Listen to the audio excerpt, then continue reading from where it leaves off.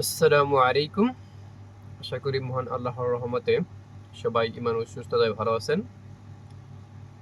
আজ 25শে ডিসেম্বর 2025।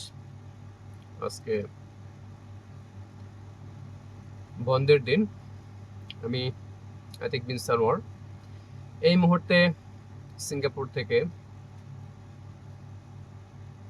ভিডিওটি করছি। সময় 4:30 বিকাল। তো আজকে আলহামদুলিল্লাহ আমি আমার কিছু ব্যক্তিগত বিষয় শেয়ার করতে যাচ্ছি ইনশাল্লাহ। যদিও দীর্ঘদিন যাবৎ চিন্তা ভাবনা করতেছিলাম আসলে আমার ব্যক্তিগত বিষয়টি আসলেও সোশ্যাল মিডিয়া বা অনলাইন জগতে আসলেও পাবলিশ করা, সেটা আসলে আমার জন্য কতটুকু পজিটিভ বা নেগেটিভ ইফেক্ট ফেলবে। তো আলহামদুলিল্লাহ এই মুহূর্তে এসে আমি উপলব্ধি করতে পারতেছি যে আসলেও আমার সেই চিন্তা ভাবনাগুলো সেটা সোশ্যাল মিডিয়ায় সবার জন্য না হলেও অনেকগুলো চিন্তা ভাবনা থেকে সব থেকে গুরুত্বপূর্ণ যে বিষয়টি সেটি হলো যে আমার ছেলে আবরার বিন আতিক। তো ছেলের জন্য কিছু চিন্তা ভাবনা বা আমার কিছু বিষয় রেখে যাওয়া উচিত। তো এটা হলো মূল বিষয় যে আসলে আমার কিছু চিন্তা ভাবনাগুলো মানুষের জন্য না হলেও ছেলের জন্য রেখে যাওয়া উচিত। আলহামদুলিল্লাহ আমার ছেলের জন্য একটি ছোট্ট ডায়েরি আছে। এখানে আমি তার জীবনে ঘটে যাওয়া বা কিছু সময় তারিখ দিনগুলো চেষ্টা করি মাঝে মাঝে লেখার জন্য। যদিও সেইগুলো আসলেও খুব বেশি সম্ভব হয়ে ওঠে না, কর্মব্যস্ততার জীবনের মধ্যে আসলে অনেক কিছু চাইলেও সম্ভব হয়ে ওঠে না। তো যার জন্যই চিন্তা ভাবনা করা যায় আসলেও কিছু ভিডিও তো আসলে মোবাইলে ধারণ করে রাখলে পরে সেগুলো বেশি দিন থাকে না। বর্তমান সোশ্যাল মিডিয়ার যুগ বা প্রযুক্তির যুগে আমি এই মুহূর্তে ভিডিওটি ইউটিউবে পাবলিশ করার উদ্দেশ্যে বলতেছি।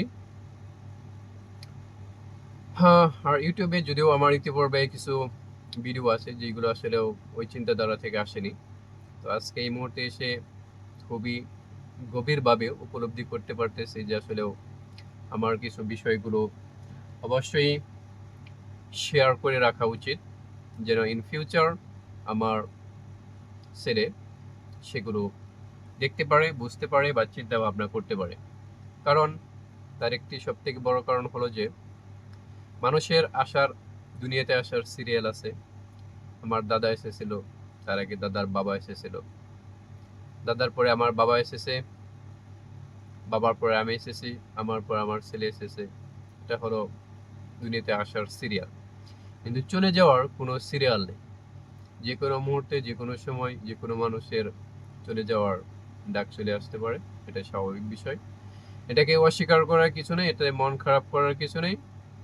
এর ভিতর আসলেও আমাদের চিন্তা ভাবনা করা উচিত বিষয়গুলো নিয়ে। তো এই ভিডিওটা আসলেও কতটুকু লম্বা করব বুঝতে পারতেছি না। যাই হোক, আলহামদুলিল্লাহ, যেই জন্য এই ইতিপূর্বে কথাগুলো বললাম ভূমিকায় অনেক লম্বা করে ফেলেছি। মূলত আসলে আমার শেয়ার করার বা বলার মতো আসলে ওই রকম কোনো কিছু নেই। তবে আলহামদুলিল্লাহ, আল্লাহর শুক্রিয়া, আমার বই নিয়ে চিন্তা ভাবনার জগৎ বা আসলে বইয়ের জগতে প্রবেশ করার যে ঘটনা, প্রেক্ষাপট, এই বিষয়গুলো নিয়ে আসলেও কিছু ভিডিও করার চিন্তা ভাবনা আছে স্টেপ বাই স্টেপ। এখানে আসলেও ভিউয়ের কোনো কথা নয়। আমি মাঝে মাঝে ভিডিও করে ইউটিউবে আপলোড দেই, একজন ভিউয়ার্স হয়, ডাজন্ট ম্যাটার। আসলেও মূল চিন্তা ভাবনা হলো আসলেও ছেলের জন্য কোনো কিছু রেখে যাওয়া। এটা হলো সব থেকে বড় জিনিস। আসলে মানুষ দেখলো কি দেখলো না, ভিউ হলো কি হলো না, তাতে আমার আসলে কি আসে যায়। যাই হোক, আলহামদুলিল্লাহ, আল্লাহ, মহান আল্লাহর সন্তুষ্টির জন্যই সবকিছু করা। তো বইয়ের জগতে প্রবেশ করার পূর্বে আমি এখানে কিছু কথা বলি।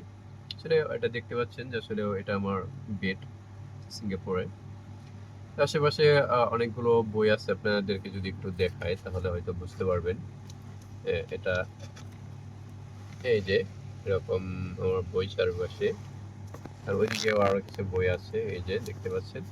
আমি বইগুলো পরবর্তীতে ইনশাল্লাহ দেখাবো। তো আর বইয়ের যে ভিডিওগুলো বা বইয়ের জগতে প্রবেশ করার